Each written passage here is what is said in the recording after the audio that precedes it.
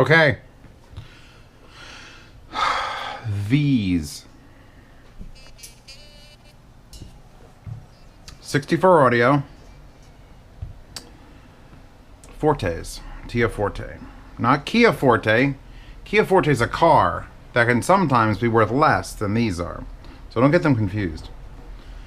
Now I won. I went to Rocky Mountain Audio Fest and I went to Can Jam that was there, and they were like sign up for things, and I signed up and I won the U12Ts, not having a clue who 64 Audio was. I don't pay attention to the IEM game really.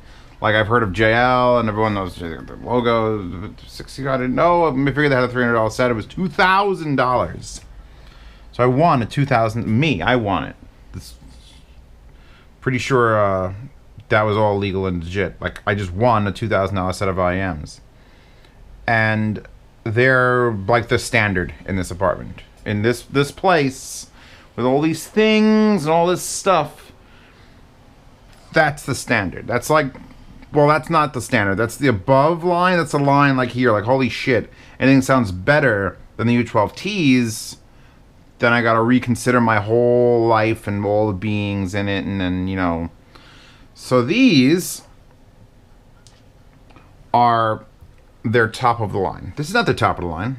That isn't even close to the top of the line. If we go to the website, and we'll have to, the Ice Queen is here. I figured she rich, we will do that. Here are the U12Ts that I won. $2,000 12 driver. Then there's the trios. 3 driver, $2,300. Then there's a U18T, boys.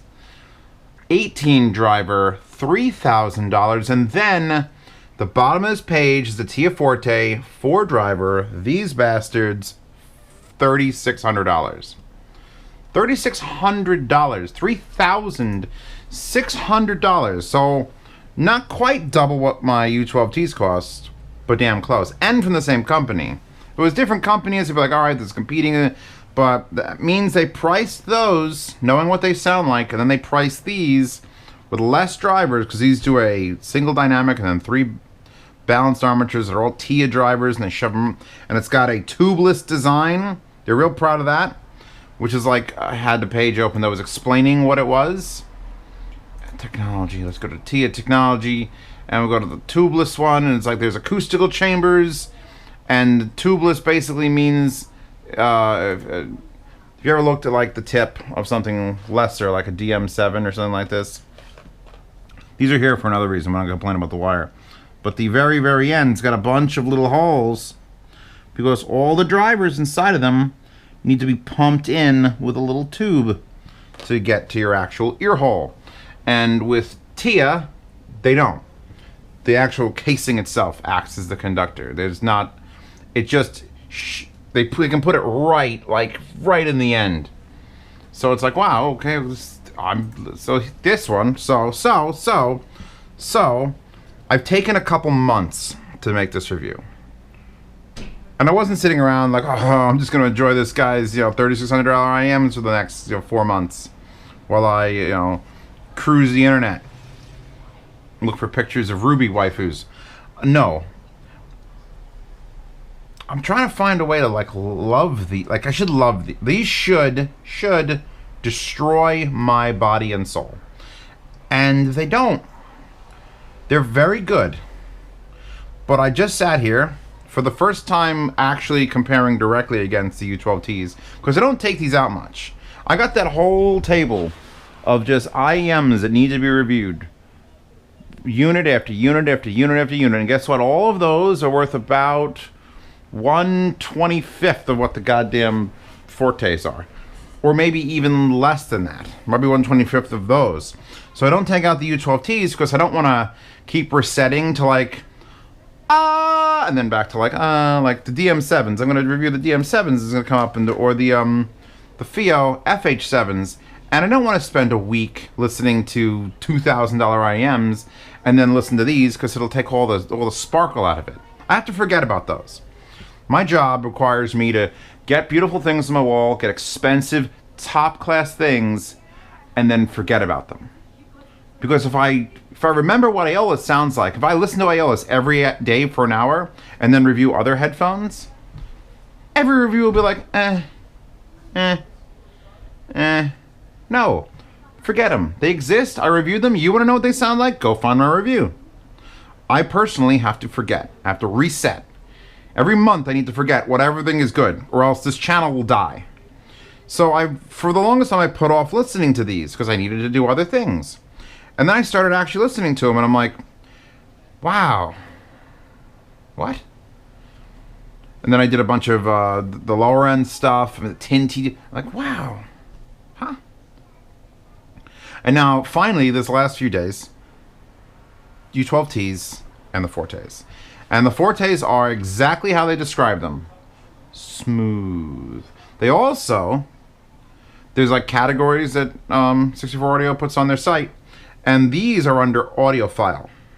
The U12Ts are under everything, but these are specifically under audiophile. And when you do that, here's the thing, what the fuck is an audiophile? Like, what defines it? What makes something, what makes that an audiophile thing and not that an audiophile thing, or that an audiophile thing and not that? Why is this audiophile and not that audiophile? Because there's no definitive thing. There's no, like, Wikipedia. There's no board of certification of audiophilia that will literally issue you a, you know, that high-res audio sticker. The qualifications to get a high-res audio sticker on your device. This is like capability of producing 40,000 to 20 to 40,000 hertz. Like, I think at all. Not flat. Not just to produce it. So that's why a topping DX3 Pro can have that. So it doesn't take much to get one of those stickers, like, on your device. You pretty much just have to pay somebody and then you're allowed. If there even is, who's the organization that assigns the sticker? Who are the people who say this is worth high res? Who's I don't know. I should probably look into that. But when they say something is an audiophile product, that's a free-for-all. I could say anything's an audiophile product. This is an audiophile. That's an audiophile product because it doesn't define anything. And what I think the definition when you're playing with the Tias, when you're playing with the Forte, the Tia Fortes, I think audiophile basically just means smooth, non-offensive, non-offensive. That's more of the thing, because I went back and forth. I have both my 780. Here, let's unplug it from the Quest dial. Because my final thoughts, I should always had you in here and I had you in here. I always try to give IEMs like a couple rounds in the THX. Then I'll put them on something that's a little more dedicated towards IEMs. Like, I have the wonderful, lovely FIO M11 here. Durarara. And then I'm like, all right, well, let's try that with tubes. So I put on the Little Bear portable, running out of the FIO M11. And then it's like, all right, let's try something that's just like, this actually came with 1-bit DSD stuff on it. And I'm like, all right, if I'm doing this shit, if I'm doing this level, throw that juicy DSD at me. And I sat here, 1-bit DSD, what was the song? Did this shut off already? Questel's got some weird quirks, like it decides to sleep whenever it wants to. But like 1-bit DSD, and I started with the U12Ts, and I'm like, oh, fuck. And then I unplugged them, and I put these in my ears, and I'm sit, put the other in it, and I went, okay. I didn't go, fuck, I went, okay. If I'm going to compare these two, because we're in like levels and categories, and yes, I had them up really loud on these. We're in levels and categories that most people are not going to reach. But if you can reach up to this sort of cost, the main difference between the Fortes and the U12Ts is the Fortes make everything sound good. Everything sounds just smooth and chill, and I will give them the sub bass of Jesus of Nazareth. If Jesus was rolling like a Chrysler 300 on dubs, that sort of solid, like, whoa, you ran the sign of the cross over the subwoofer in the trunk and it's just like blam. So that's what these have going for them. And then everything sounds perfect. If you recall my review of the U12Ts, I said that they're like a looking glass. They're 12 drivers, and if you have a song that's recorded poorly, it sounds like only 3 of those drivers are working on either side, and it sounds poor. Poor music sounds poor on the U12Ts. Then if you got a little bit better recording, maybe 6 or 5. I don't have 6 fingers on each side. Sorry about that. Light up. And then if you get to like the 1 megabit DSD best recording, you know, goddamn Made in Abyss soundtrack with the echo and the sound stage, and you put it on and the U12Ts light up all 12 tubes, and you're like, huh. That's not actually how it works. All the tubes are working all the time. I'm just saying as an example, this will show you, this will scale with the quality of your music. If shit music goes into them, shit music goes into your ear, and you're like, shit, this music is shit. The Fortes, however, because they are audiophile, everything sounds good. But I think the best sounding recordings, the absolute pinnacle of recording qualities, sound better on the U12Ts. Now, I haven't heard the other ones. I haven't heard, these are the only 2 64 audios I've heard. Heard those. I won them and I reviewed them. And the user was crazy enough to send these to me for like 4 or 5 months. And I just had them on my table back there, and I'd take them out occasionally and go, no. Nope. And I'm just like, put them back. Try that. So, and this is the very rare occasion that I'm talking about the audio quality of the device for the most of it.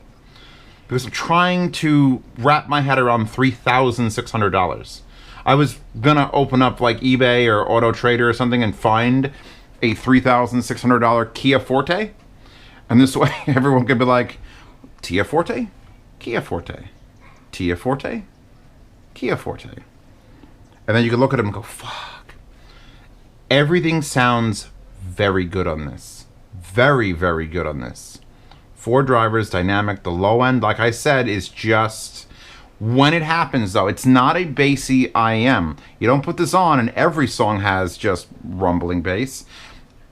In my 2 hours now, just now, sitting here for 2 hours, shuffling here, shuffling on that, maybe 2 songs showed up that actually took advantage of like 5 hertz.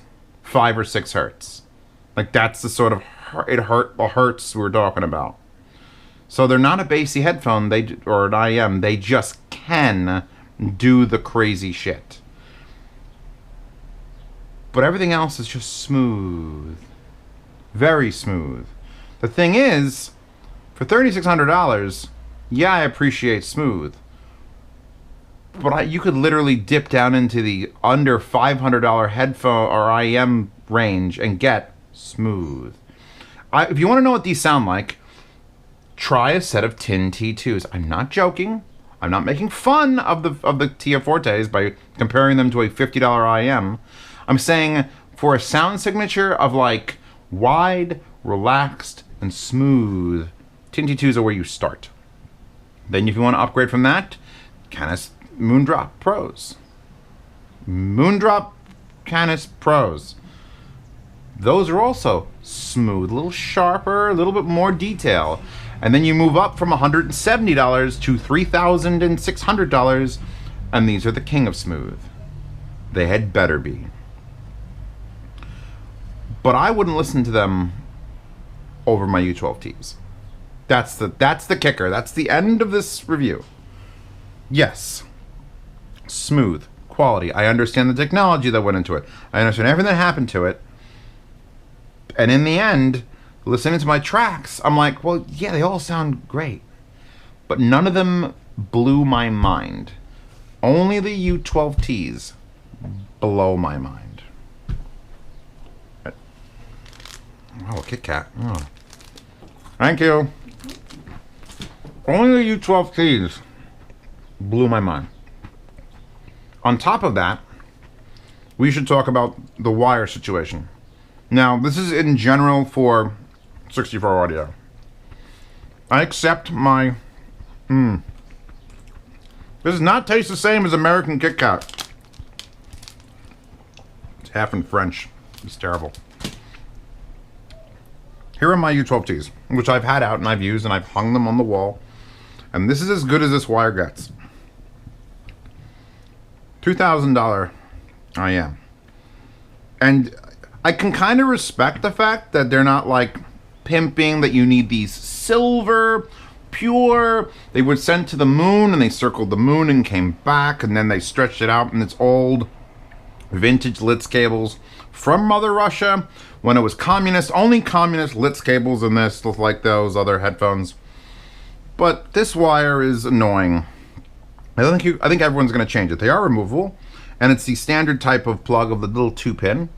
So if you have, or you are going to get 64 audio, also my U12Ts have these tuning plugs in here. If you recall, you can get different ones of these different filters, and it actually bounces the acoustics back into this chamber, and you could take it out entirely, or you can change the different filters for different slight tweaks. No. And that's why I took out the BGVPs, because the best IEM cable, the best cable, period, as of my live reviews, is the TIN T3. I basically made sweet, sweet love to that cable. And if we moving on, looking at the future, if I can untangle this future, my future is tangled. The BGVP DM7s now officially have the nicest cable. So let's look. No.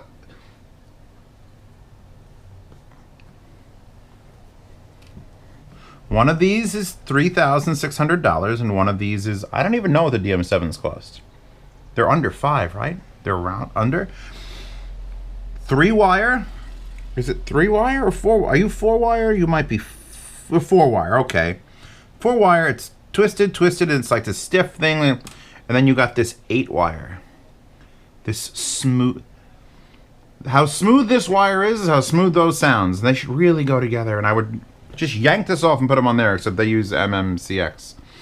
So there's like this is the wire that these expensive fucking IEM should be, is weighted, perfect, smooth, 8-wire into 4-wire, just so it's, I mean, look, the wire I don't think makes it sound bad. I'm just, like, here's the case the 64 audio comes with.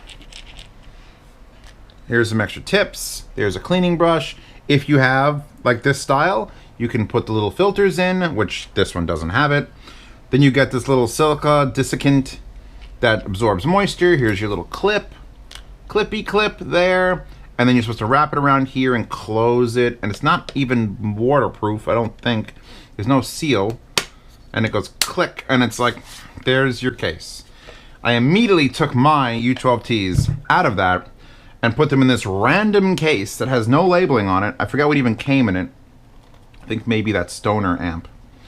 But I took the desiccant out because moisture bad for $2,000 IEMs. I shoved that in here, keep some extra tips, and that's what I use. I use a cheap anything because the U12Ts are God level detail.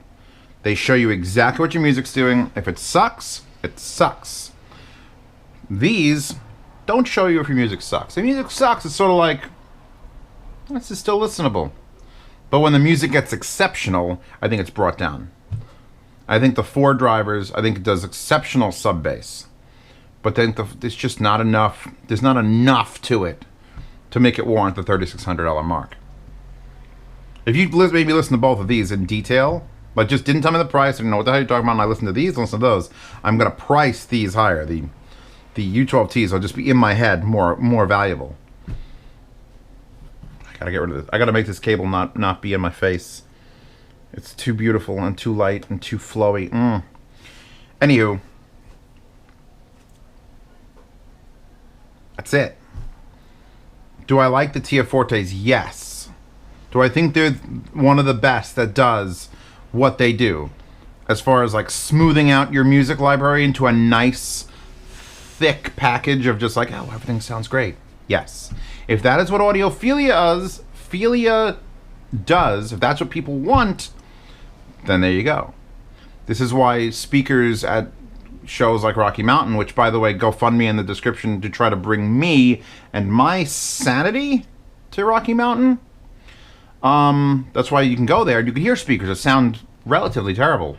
I've been in rooms with $30,000 speakers and gone, well, these sound relatively terrible. I don't say that out loud, but it's like, why? It's like vegan mac and cheese. It's like just eat mac and cheese.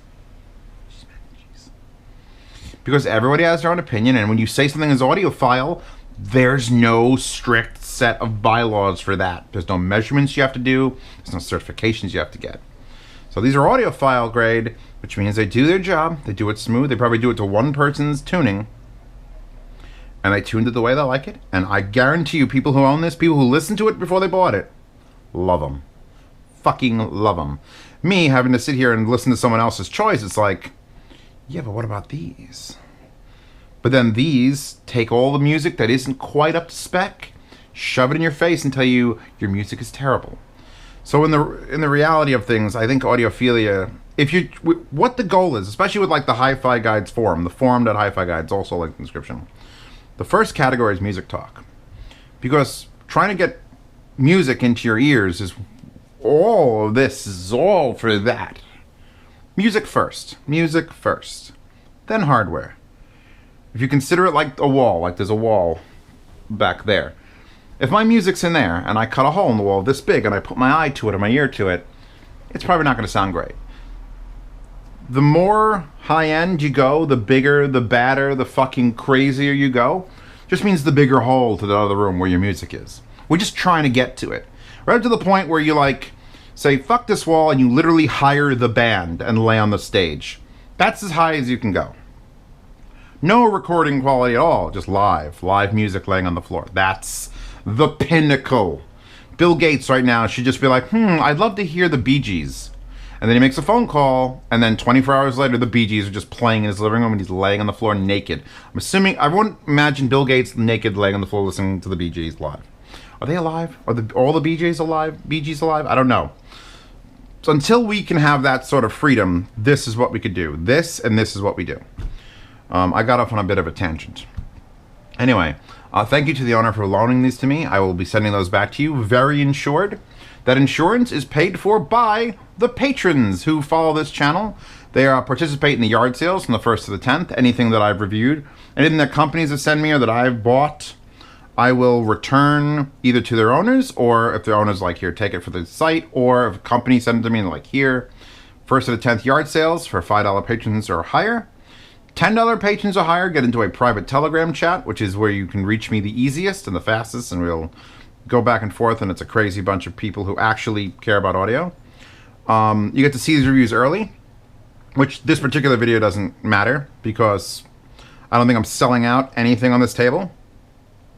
But I soloed every Mica RB42 in 20 hours. So if you wanted a chance to actually buy something like that, the patrons bought them all first. Ha ha. That's just the way it works. What else am I discussing? Oh, there's an unboxing channel. If you don't know, Kit Kat Lady is now in charge of releasing everything on the unboxing channel. And every day at 1 a.m. Eastern Standard Time, a new unboxing comes out. So you can check it out as early in the morning as you wake up. Check it out during lunch. I will link to the unboxing channel down there. And everything that gets sent to me, like these and those, and everything's on the unboxing channel on a really random delay. Like, some videos are 5 months old, some videos happened a week ago. So you can check that out. I'll link to all the players, all the little tube amps. I can't link you to this case, but I'll find an equivalent. Future Zeos, good luck with that. What an asshole past Zeos is. I'll link to the DM7s if they're available, because I know I got it a little bit advanced set, and See, it's things like this. It's the Chinese cheap shit that's like so good and so well maintained that makes me look at these with like a more stern eye. Like, you're not just the best. You got to compete. And they're not just competing with other shit, they're competing with themselves. And they're kicking their own asses, as far as most things go. I'm happy. There's the wallpaper. Download the Ice Queen and get these. And if you don't, I don't care. Don't affect me much, as long as I get my rent paid by Friday. And I'll see you all tomorrow for another review. Out.